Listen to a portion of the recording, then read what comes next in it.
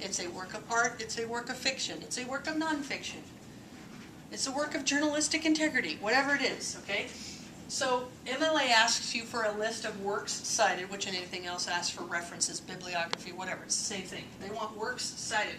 Since with this paper, you are writing with one source, you may, if you choose to, title it Work Cited, because you're only citing one work. For future papers, of course, this will have to be a plural word, because you'll have more than one source, right? Okay. But for this paper, you can call it works cited. Okay. For that reason, since we're only citing one work, there's a couple different ways to do these internal citations too. Now, the difference between internal citations and external citations is that internal citations are actually embedded in the paper, right after the quote or paraphrase, or summary. You don't have to worry about citing your summary. But an external citation is the works cited page. Works cited, citation, cited, yeah, that's external. It's outside the paper. These are inside the paper. That's why they call them internal. They also call these annotations. Anyway, attributions. I've also heard that term too. So let's start with this one and look at its format to make sure it's correct. Don't you love that color? I love that color. Injustice anywhere is a threat to justice everywhere. Nice short quote, but it does have a couple of punctuation errors. One of them is here, and the other one's here. Okay, so when you do an internal citation, you don't need any punctuation between the name of the author and the page number. That's another one of those changes they made in 2009 in order to try to streamline this whole writing process. And the period goes after the closed parenthesis. So you don't need to have two periods there. Okay, it's a common error. Anyway, what I was talking about with, since you have one work that you're citing, it's going to be obvious where this quote comes from, right? Not just because you've read a letter from Birmingham jail, but if somebody looks on your work cited page and sees one source, they're going to know this quote came from there.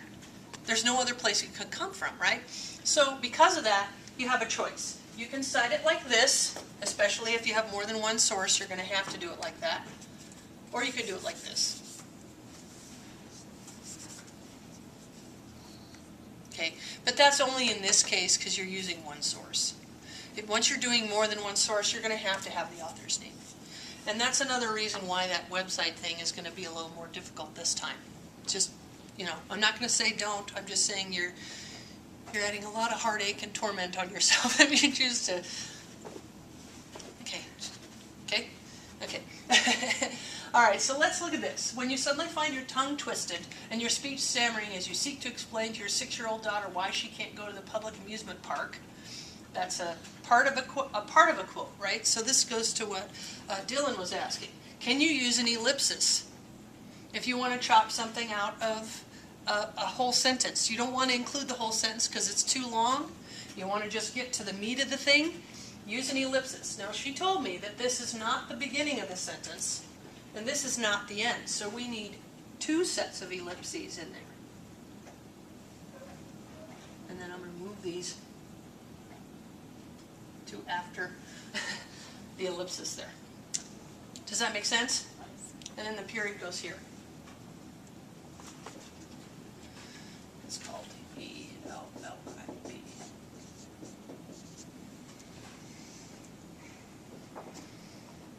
Plural is ellipses, but that's if you have two ellipses. Does that make sense? Now you can use an ellipsis to chop out any part of a quote. Let's say you wanted to use the first part of the sentence and the last part of the sentence, but you wanted to cut this part out. You put the parts in that you want, cut the middle part out, put an ellipsis instead. It means omit. Okay, and that serves a couple purposes. One, it keeps you from writing for a year, right? And then it also helps to make the point that you're proving focus specifically on the words that you've chosen to include. And it can help you cut your quotes down to just the bare minimum of what's necessary to prove your point. And then you're not trying to... And style-wise, too, it keeps you from having to quote using the long quote. Long quotes have different instructions of how to handle them than short quotes do. And and that's a discussion I don't have time to get into right now, but I do want you to know that if you pick something that is longer than 40 words, 4 lines, or 4 sentences, you have to use a block indent on it.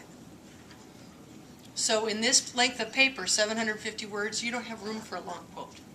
So chop or paraphrase. If it's something long and the idea is more important than the wording, paraphrase.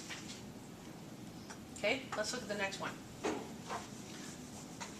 Okay, Mr. Distracting guy on the way there. Let's take a look here. I am here because injustice is here. Okay, questions, suggestions? A period. Okay, period here. And Erase the comma. erase the comma. Ta-da, done. Justice too long delayed is justice denied. How about this one? Erase the comma. Pretty good. Okay, here's the other thing that you need to remember. Make sure, especially in a quote like this, that you don't leave out any commas, that you don't leave out any semicolons or any punctuation. Everything should be punctuated and capitalized exactly as it is in the original piece. So double check to make sure that you've got, especially if it's a complicated thought like that, that you've got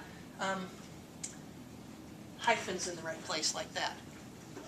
Okay, or if it's an apostrophe there, you know, spell checkers are not going to catch that. And if it's an error that the author makes, keep it. There's a way to handle errors. There aren't any in this thing, but there's a way to handle errors that you didn't make, and later on I'll show you how to do that. Okay, questions about this? I do have a question about Yes. it. If I am using just like copying his terminology, so I'm using One word? like, phrase? yeah, like 2 words. Yeah, put them in quotes, don't cite them. Oh, okay. Yeah, that's a lot easier to do that.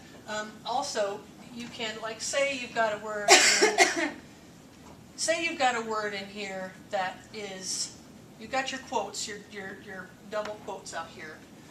Say there's a word in here that he uses quotation marks on. Once you convert to using your own outside quotes there, and let's say the word explain, he's using double quotes on, but when you pull the quote, you have to use double quotes, you have to convert them like that to single quotes. So if you have a quote within a quote, the inside quote gets single quotation marks. And if it's at the end of a sentence, it'll look like this.